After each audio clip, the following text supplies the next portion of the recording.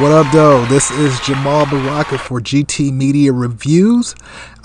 Today we're going to be doing a comic book review. I haven't done one of those in a while. And this book we're going to be looking at is Heroes in Crisis number 9. Now, I haven't done any formal reviews for this series, but I've been reviewing it every month on my blog at gtmediareviews.com. And I usually make jokes about it because I usually review Heroes in Crisis, and then I'll immediately follow up with a book that I really like, and it'll make me more depressed afterwards. So by the end of me reviewing Heroes in Crisis and another book like Unnatural or Long Ranger, I'll be more depressed so I can feel more like Tom King does when he writes these books. Now, that joke probably sucked, but here we go. So Heroes in Crisis is finally over. What are we left with? What was the point of it all? I reviewed all 9 issues of this series, and my enthusiasm for the event and its conclusion has all but waned. Likewise, my reverence for Tom King, his writing, he started out on Vision at Marvel. I love that series. I loved his work in the early part of the Batman series that he's been writing, but now all of that reverence and enthusiasm has been replaced with open skepticism. He's been in the news a lot this week. He was dropped as the lead writer of Batman, and then it was announced that he'd be getting a new series featuring Batman and Catwoman. And this is presumably a courtesy to him as a creator and a way for him to finish his long-running story. Still capitalizes on him as a creator and his fan base, because whether you like Tom King or not, he is probably the highest selling creator at DC right now. So just getting rid of him would have been stupid. The biggest news for Tom is that he's co-writing the New Gods movie with Ava DuVernay of Selma and A Wrinkle in Time. And this is either a good idea or a bad one, depending on who you talk to. All of these announcements are newsworthy and worthy of attention in their own right. I could have made a video about all of these things. And I only mentioned the events around Tom King this week to say that if you're a fan of the writer or him as a creator or not, he's not going anywhere. So Heroes in Crisis isn't really even an uneven series. At best, it's entertaining or interesting. At worst, it's unreadable. There are large portions of this issue that are simply terrible. It got so bad that I put the book down and had to come back to it a few times. Like when I first read it, I was drinking a little bit. I had some Fireball right next to me, and I was drinking it like, what the fuck is this? What is this? And then the situation with Flash resolves itself. Harley Quinn, Booster Gold, Batgirl, and Blue Beetle finally catch up to Wally West before he kills himself and keeps the time loop going, where he keeps going back in time or going forward in time to kill himself, however that works. The issue resolves itself with an intervention for Wally. The bare bones premise of this series and this issue is solid, but the execution of the script and plot is rough. This is a pretty bad executed story.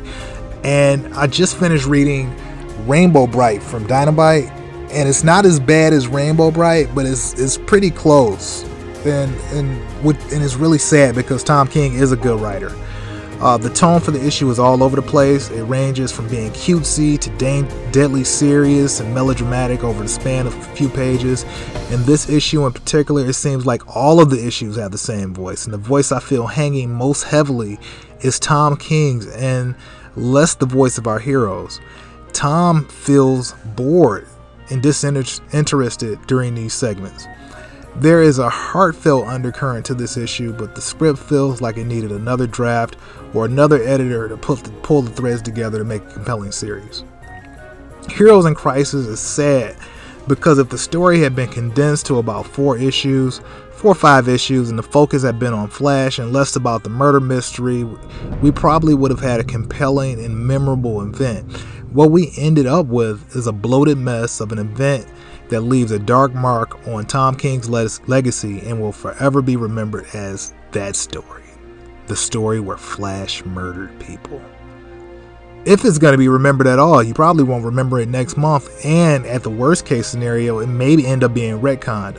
I don't see any aspect of this story being something that couldn't be retconned if it came down to it. Like the book features all these superheroes that didn't even show up at any point in the book, You have a bunch of characters that were killed here. Many of them that I don't remember anymore. Like I remember the one guy that shrank down and got ate by birds in the first issue. Don't remember his name, but I remember that being like a really terrible image. He could show up tomorrow and then nobody would care. So I know I've been down on the issue, but it does have some positive aspects. My favorite part of the books of the series has been the Polaroid variant covers by Ryan Sook.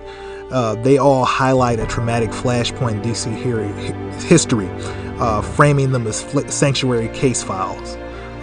Who the hell took these pictures? But in all seriousness, the covers are just cool to look at, and they're a nice Easter egg for long-time fans. Another positive is the overall art direction of the issue. Clayman and Tamul Mori have crafted a thing of beauty here with this issue. If you're a fan of comic book art, sequential art, or you're just a snob of art, this issue may be worth it just for the art alone. It's the strongest aspect of the series, despite the story constantly letting the artist down. And I can't wait to see what Clay works on next, and hopefully the next story that he gets to write lives up to his talent level. He's one of the best artists working today, and he should be acknowledged as such. But despite my praise for the issue, I'm glad this event is over. I started this blog, GT Media Reviews, a little bit less than a year ago, and I've been marking each issue with the issue of Heroes in Crisis, followed immediately by a book that has been a lot, that I enjoyed a lot more. I think the last book that I highlighted was probably GoBots by Tom Scully. It was a great read, and it was so detailed as far as like the artistry behind it. There was passion behind it. The story had a good beginning, middle, and end. And then I would read Heroes in Crisis, and it just would feel like a bloated mess. And I feel like series like Heroes in Crisis highlight a growing problem with the overall direction of DC Comics. The books being highlighted and promoted all are very dark, pessimistic, villain-centric. And I know we're in the middle of DC's Year of the Villain event, but what should be a fun reading experience has been almost oppressively cynical. And as a fan, it gets harder to shell out money every week when the heroes on the front of the book are constantly being traumatized, beaten, and deconstructed. So my rating for Heroes in Crisis number 9 was a D. The series rating was a D. The series just didn't work. So Tom King, I want to say again, he's a great writer when he's on. Vision is probably the best series that I've read in the past decade. I would put it up there. Now, there's books that are close to it, but it's probably my favorite book. If somebody said, hey, I want to get into comics, where should I start? I would hand them a copy of Vision's trade paperback, and that's probably the highest praise I can get. But this series was an epic fail. And I mentioned GoBots. Rather than spend money on a series like this that is bloated and really isn't worth your time, I think you probably should check out a couple other series from a couple indie creators. I mentioned GoBots by Tom Scully. There's also Unnatural by Mirka Andolfo. That's on issue 9 from Image Comics. It's actually ongoing. If you're not put off by the fact that the lead characters are furries and they get it in from time to time, it's a great book. I also have Blood Realm from Alterna Comics by Robert Geronimo. That series is great, and it's in its second volume. And if you read Alterna Comics, you can get those books for about $1.50, $2. You can't really beat it, and you get an epic story. That's pretty much their entire line.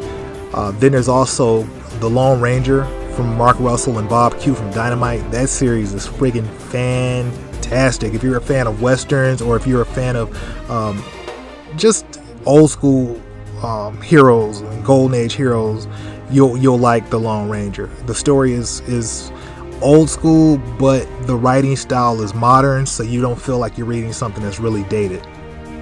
My other suggestion would be picking up anything from the Ninja Turtles line from IDW, but specifically, since I'm talking about miniseries, I think you should probably check out the Macro series from IDW that came out last fall.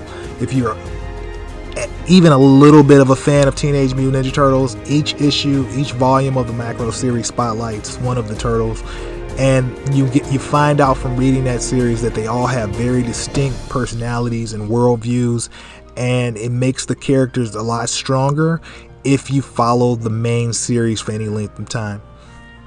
On that note, I want to close out this review. If you like this one or you want to hear more from me, you can check me out at my YouTube channel or my Facebook page at GT Media Reviews. If you want to read my written review, I've actually just basically read my review off my blog for this one. You can check me out at gtmediareviews.com. And that's where I put a bulk of my reviews. I'm going to try to do at least 1 or 2 comic review videos a week. If not, you can catch me on Facebook, YouTube, Twitter, Instagram, anywhere at GT Media Reviews or Jamal is Trash. Thank you for your time. I appreciate you, and have a great day.